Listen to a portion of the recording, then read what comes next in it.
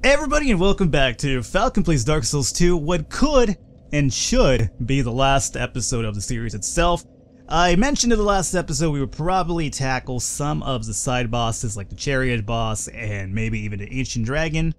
Was that all I missed? I believe that's all I probably missed, unless I'm forgetting somebody. If I am forgetting somebody, then hopefully somebody will let me know. But what I'm going to do at this point is... do I have the King's Ring? I do. Okay. What I'm going to do is we're going to complete the game. If you would like me to actually deal with the Chariot boss and the Ancient Dragon, then I will.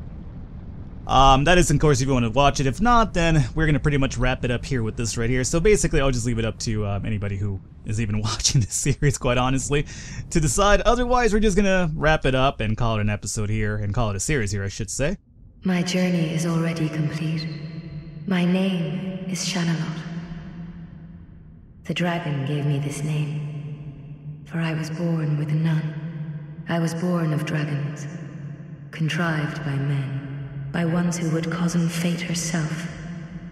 They are the ones who created me, but they failed.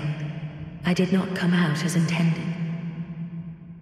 Fate would not be bested, and men were cursed once again. If you proceed, Nashandra will come after you, knowing that you will take the throne and link the fire. She covets the first flame and the great soul. Put Nashandra to rest.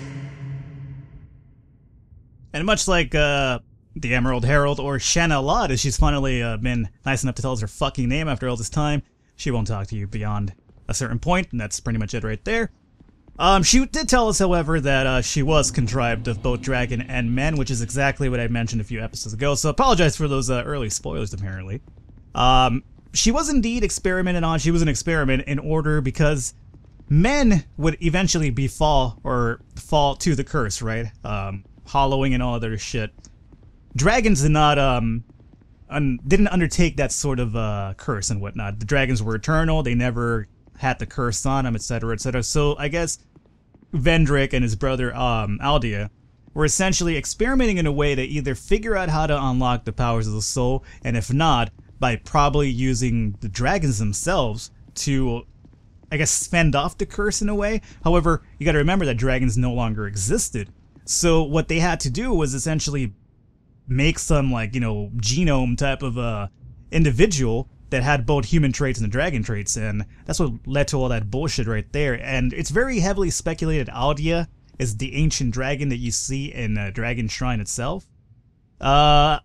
I'm not sure if I could back that up myself, but that's what's heavily speculated. I haven't really read up too much into that myself, but it's speculated that he essentially turned himself into the Ancient Dragon, which is the reason why he gives you the item required to get the Giant's Kinship and, you know, all that other shit to finally go into the Throne of Want, which is something that, I'm sorry for my phone going off there. Smartphone, I'm in the middle of a recording. Don't talk to me right now. Either way though, so that's the speculation there. We're gonna have to deal with two sets of bosses back to back, unfortunately, because I didn't deal with these guys beforehand. I could summon help for this fight. I'm not sure if that's basically the best idea, at least both of them. So what I'm gonna do is, as much as like Vengara, I'm gonna go with Benhart of Jugo, so I'm gonna only use one. The reason is because if I summon two, the bosses get such a defensive boost and whatnot that it's kind of ridiculous. If you only use one, the boost isn't that bad for one. And secondly, since it's a 2-on-1 fight initially, having someone to draw aggro from one of the other guys is basically ideal. So I normally just go with one, if at all, any summons at all. But I do want to summon Benhart here to kind of avoid any issues. I had a little bit of an issue killing these guys by myself initially. So again, that was in New Game Plus though. So it probably made them a little bit more hard as it was. So we'll see how it goes for New Game here. I'm pretty sure that I beat these guys in New Game by myself, but I'm not going to make any sort of claim to that unless I'm completely sure that's what happened. Alright, cool. Now, these guys have a really interesting mechanic, and that is that if one of them falls, the other one will actually take its place, or not take its place, but the other one will actually try to revive that other boss. So what you want to do is actually bring them down together simultaneously, so that once you kill one of them, you are in a prime position to kill the other one. So you know, on most fights, it's like, you know, just focus your attacks on one, and then turn it into a one-on-one situation as opposed to like a, you know, many-on-one situation, right? So with this one, this boss fight here is basically the opposite. You wanna bring them down together, simultaneously so that once they are, you know, one of them is fallen. That was a really silly attack on my part there. Let me just move back. He's gonna coat his... Okay, didn't see this guy coming at me. So that jerk over there's gonna coat his attack, or both of them will coat their attacks in lightning from now on. I'm not sure if that's actual lightning though, because I know that you could still guard that attack without actually taking any damage, which is, you know, when you're dealing with elemental attacks, they still have part of the elemental damage will still go through the shield and whatnot, because, you know, unless you have a 100% shield for that element. But as you can see right there, we're just about both of them are done. I think what happens is that I fought them in New Game Plus, and I felt that they were, like, ridiculously hard. And it might have been just the whole New Game Plus thing, because honestly, even right now, I'm doing ridiculous amounts of damage to these guys, and not really much of an issue. So there goes one of them. Now the other one's going to try its best to actually revive the Throne Defender. So before that even happens, let's kill her. Now both of them are dead. The reason why the Throne Watcher was still hanging, or Throne Defender was still hanging around, is because he doesn't really die until you kill the other boss, because the other boss, again, has the chance to actually revive. So at this point, this right here is the Throne of Want. Here's what you want to get to.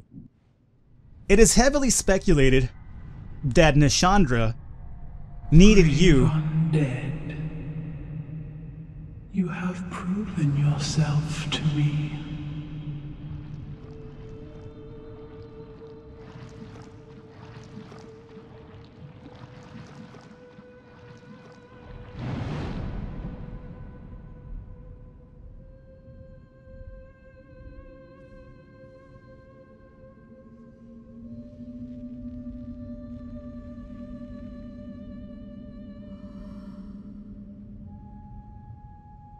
Now, be one with the dark.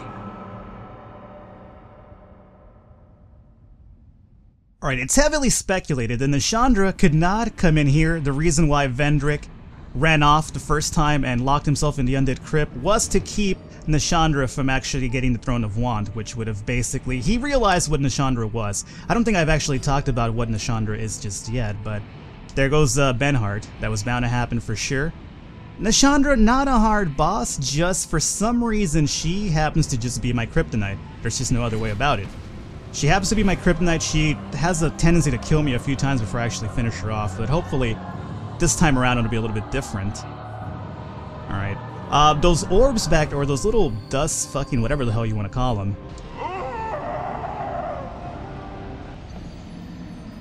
As I said, Nashandra is my kryptonite. Alright, but enough of all that. Let's actually just deal with the Nashandra fight in general now. I felt I've gone long enough about explaining the... basically my premise of the whole lore as to whether she had initial access to this area or not. These orbs, as I mentioned, will act a way as to curse you, along with that beam that destroyed me the first time around for being an ignoramus. So as long as you're close to them, they will continuously curse you, and obviously cursing you means that you're going to be reducing your max HP, which is not good for business, as you can imagine. What is this, another beam attack? Good. The beam attack is actually the easiest one to deal with, because if you actually draw her to do that, it's kind of like the Veltstad fight, how I handle it, where it just gives you an easier reign to her. Because her physical attacks aren't hard to dodge. He says that as he probably dies to one right now, but they're not hard to dodge. I just honestly have a hard time doing it.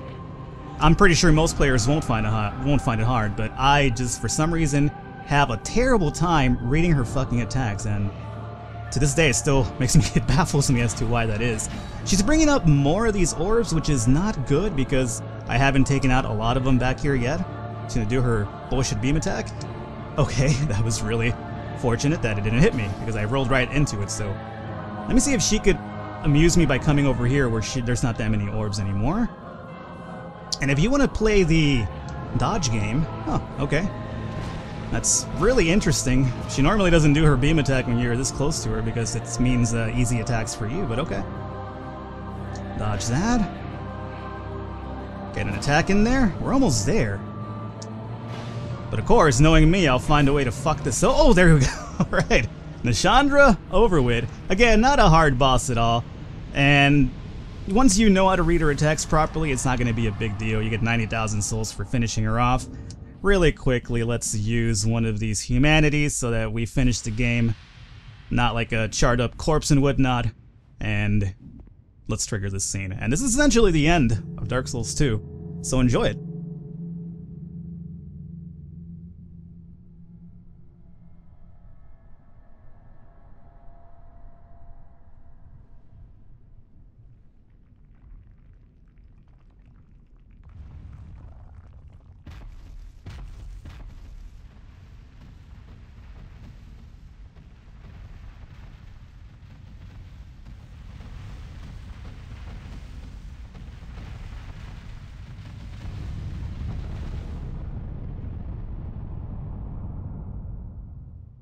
You who link the fire. You who bear the curse. Once the fire is linked, souls will flourish anew, and all of this will play out again. It is your choice to embrace or renounce this.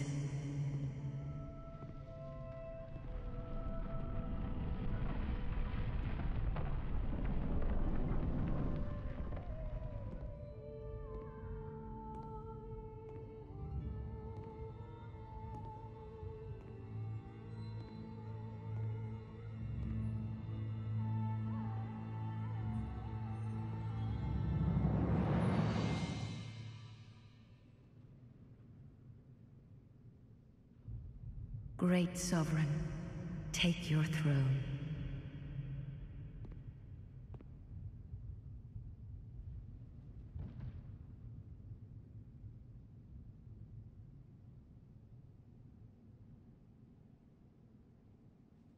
What lies ahead, only you can see.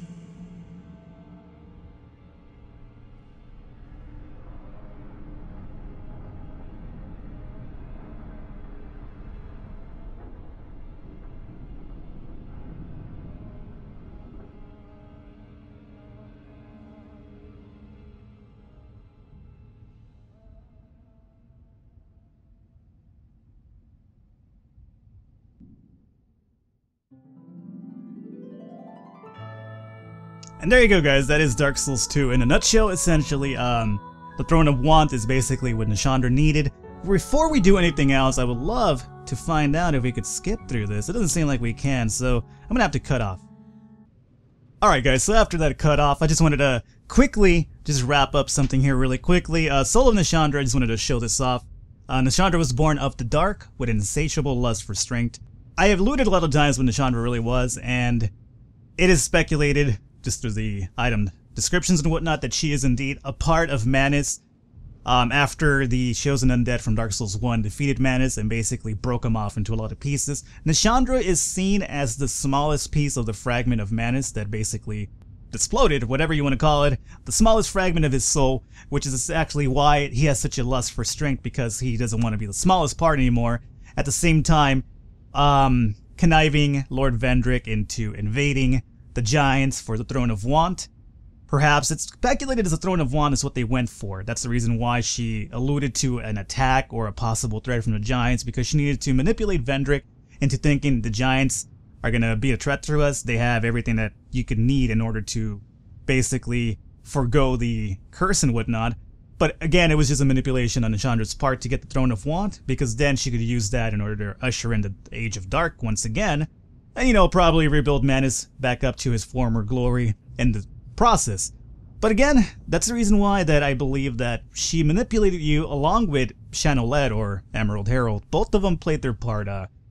Think of them almost as the snakes from Dark Souls 1, where you had Cat and Frapp, I believe they were names.